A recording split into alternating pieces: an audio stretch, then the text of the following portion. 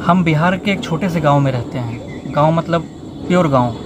गांव बोलते ही जो भी इमेज दिमाग में आ रहा है ना, जैसे बैलगाड़ी, खेती बाड़ी, छोटी छोटी सड़कें, प्रॉपर वैसा गांव है मेरा। हम उस गांव में रहते हैं। एंड इस गांव में ना डिज़ाइन या डिज़ाइन संबंधित किसी भी कोर्स के बारे में किसी को दूर दूर तक नहीं पता है।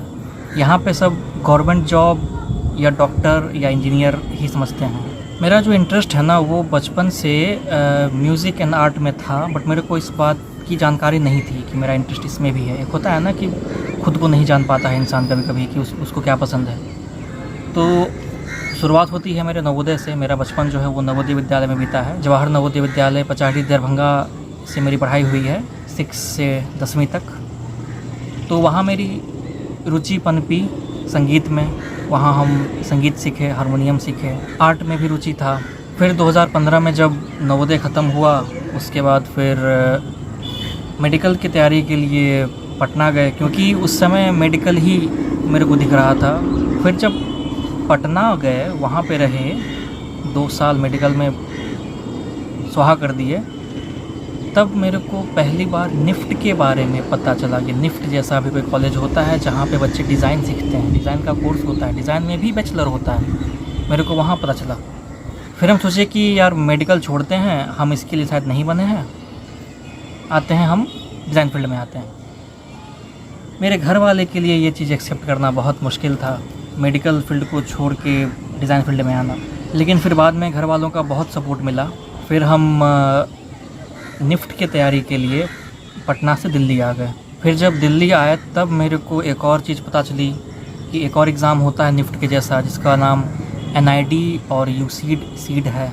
फिर यूसीड के बारे में ये पता चला कि इसको क्वालिफाई करके आप IIT में एडमिशन ले सकते हैं, IIT से BDS कर सकते हैं। मेरा जो मतलब उस मोमेंट में ना मेरा दिमाग एकदम से रुक गया कि भाई ये चीज़ मेरे को पहले क्यों नहीं पता चला था कि भाई एक ऐसा एग्ज़ाम भी होता है जिसके थ्रू आप डिज़ाइन में कोर्स करते हुए आप IIT में पढ़ सकते हैं। भाई साहब IIT में डिज़ाइनिंग का कोर्स मेरे को बिल्कुल नहीं आइडिया था, भाई ऐसा भी हो सकता है। उसके बाद सबसे ज़्यादा और दिमाग ख़राब तब हुआ जब पता चला कि हम यूसीड दे ही नहीं सकते, क्योंकि हम ऑलरेडी 2 साल मेडिकल की प्रिपरेशन में गंवा चुके थे।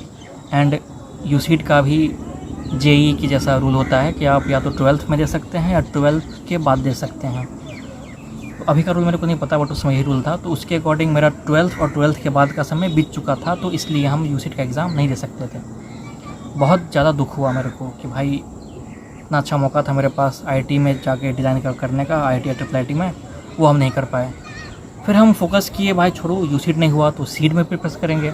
सीड जो है वो मास्टर इन डिज़ाइन के लिए होता है, combined entrance exam for design, CEED seed ये होता है।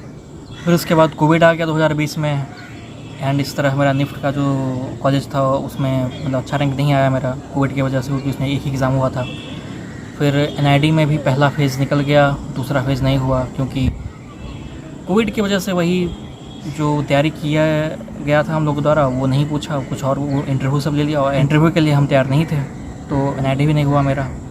NID में इंटरव्यू हुआ था, उसमें मेरा एक मार्क्स से रह गया था, कट ऑफ 1 मार्क्स से मेरा रह गया था, वरना NID भी मेरा हो भी गया था लगभग, बट हुआ नहीं। खैर, तो फिर FTDI में हम गए, फिर वहाँ से हमने पढ़ाई करी, बैचलर करी वहाँ से।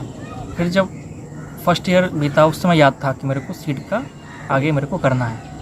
लेकिन फिर जब सेकेंड ईयर आया तो हम भूल से गए थे कि यार हो जाएगा इसी में बैचलर करके छोड़ते हैं, क्यों 2 साल और पढ़ना। फिर जब थर्ड ईयर में आया तो डिज़ाइन की तरफ और इंटरेस्ट जगा और डेप्थ से पढ़ने का मन किया। तो फिर हम वहाँ के जो प्रोफेसर हैं उनसे पूछे कि सर क्या करें, तो उन्होंने कहा कि फिर तो मास्टर्स करना पड़ेगा, मास्टर्स इन डिज़ाइन करना पड़ेगा। तब फिर दोबारा मेरे अंदर जो सीड का जो था वो चाहत फिर से दोबारा पनपा। एक बार पनपा था 2019 में, फिर एक बार पनपा 2023 में। फिर हम तैयारी शुरू की 4th ईयर से। 4th ईयर में प्रिपरेशन शुरू की, लेकिन आप जो भी बैचलर वाले होंगे उनको पता होगा कि 4th ईयर में एक चीज़ आता है जिसका नाम है ग्रेजुएशन प्रोजेक्ट, GP, जिसमें बहुत दिमाग ख़राब होता है। कौआ, हाँ कहाँ थे, तो GP पे थे हम लोग। तो GP की वजह से हमारा समय उसमें जाने लगा। लेकिन हमारे जो जीपी के ग्रुप मेंबर थे वो बहुत अच्छे थे, उन्होंने हमें कम काम कराया हमसे। उन लोगों का भी बहुत सपोर्ट रहा है मेरे इस जर्नी में। हम उनका नाम ज़रूर लेंगे इस वीडियो में। आकाश है, श्वेता है, स्वीटी है, नंदनी है, ये और अनुज भी है। अनुज बाद में ऐड हुआ था। ये लोग हैं जो सपोर्ट किए मेरे को उस समय। सपोर्ट क्या किए कि जीपी में हमसे कम काम करवाते थे और उस टाइम पे हम सीट का तैयारी कर पाते थे। आकाश मेरा रूममेट था, वो मेरे एग्ज़ाम से जस्ट पहले, एक्चुअली हम लोग खाना साथ बनाते थे ना, तो वो खाना बना करके बहुत हेल्प किया, मेरे से बहुत कम काम करवाया। अच्छी बात है, थैंक यू, हम उसको थैंक यू बोलेंगे बहुत। 21 जनवरी 2024 सीड एग्ज़ाम का दिन। हमने एग्ज़ाम दिया, क्वालिफाई भी किया, लेकिन रैंक बहुत नीचे आया, 900 के आसपास रैंक आया। इसका मतलब ये हुआ कि आपका सिलेक्शन किसी भी आईआईटी या ट्रिपल आईआईटी में नहीं होने वाला। कम से कम 500-600 रैंक आता है, तब कहीं ना कहीं से कॉल आता है। तो हम उम्मीद खो चुके थे, मन दुखी तो हुआ। फिर हम बोले हटाओ यार, छोड़ो। अपना पूरा टारगेट 2025 की सीट में किए। उसके बाद फिर एग्ज़ाम की तैयारी शुरू की। 1 साल बीता, एग्ज़ाम का दिन आया 19 जनवरी 2025। एग्ज़ाम दिया 9 बजे, 8 बजे एंट्री लिया, 12 बजे निकला एग्ज़ाम हॉल से। फिर उसके 2 दिन बाद आंसर शीट आया, आंसर मैच किया, कट ऑफ पार नहीं हुआ। मतलब कि पिछले साल कट ऑफ तो पार हो गया था, क्वालिफाई हो गए थे, इस बार कट ऑफ भी पार नहीं हुआ। मेरे कैलकुलेशन का बात कर रहे हैं उसमें। मन दुखी हो गया दोबारा से कि यार इस बार तो कट ऑफ भी पार नहीं हुआ, मतलब कि क्वालिफाई भी नहीं हुआ इस बार, रैंक तो दूर की बात है। लेकिन फिर जब 5 मार्च को रिज़ल्ट आया ना, तो उसमें कट ऑफ पार था। मतलब कि हम जो कैलकुलेट किए थे ना खुद से, वो गलती कर लिए थे, 2-3 नंबर कम कर लिए थे। अब हम पागल थे, हम क्यों उल्टा पुल्टा कर लिए। अब फालतू का सेट रहे 1-1.5 महीना। हम गुस्सा आया मेरे को खुद पे कि सही से कैलकुलेट कर लिए होते तो कट ऑफ पार था, तो तुम सेट नहीं रहते। एंड इस बार जो कट ऑफ पार किया वो भी अच्छे रैंक के साथ। इस बार मेरा रैंक ऑल इंडिया में 600 समथिंग के आसपास था, एंड मेरे कैटेगरी में मेरा रैंक 133 था, जो कि अच्छा बोल सकते हैं। फिर उसके बाद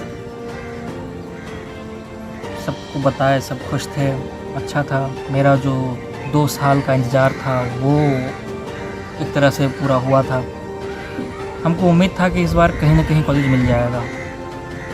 आईआईटी तो नहीं, ट्रिपल आईआईटी मिल गया, ट्रिपल आईआईटी जबलपुर मिला। जब कंफर्मेशन मेल आया ना, तो मानो 2 साल से जो बोझ बना हुआ था वो हल्का हुआ। खैर अब इसी में 2 साल पढ़ना है, उसके बाद फिर देखते हैं कि क्या करना है, आएगा प्लान, आगे बताएंगे क्या है फ़िलहाल। तो बस यही था जर्नी हमारा। पता है जब हमसे गाँव में कोई पूछता है ना क्या पढ़ाई करते हो, हम क्या करें इसको एक्सप्लेन, हमको समझ नहीं आता हम क्या बताएं। हम बताएंगे डिज़ाइनर है, तो यहाँ का सब लोग समझता है फैशन डिज़ाइनर। यहाँ पे डिज़ाइनर के नाम पे बस एक ही चीज़ फेमस है, फैशन डिज़ाइनर, फैशन डिज़ाइनर। अरे भाई वो एक पार्ट है डिज़ाइनर का। डिज़ाइनर में बहुत सारा फील्ड है, क्या बताएं हम यहाँ के लोग, इसलिए हम नहीं बताते हैं। वो हम उसको बताते हैं डिज़ाइनर, वो बोलता है अच्छा फैशन डिज़ाइनर, बोले हाँ वही जो आप समझ रहे वही। यही बोलते क्या बताएं।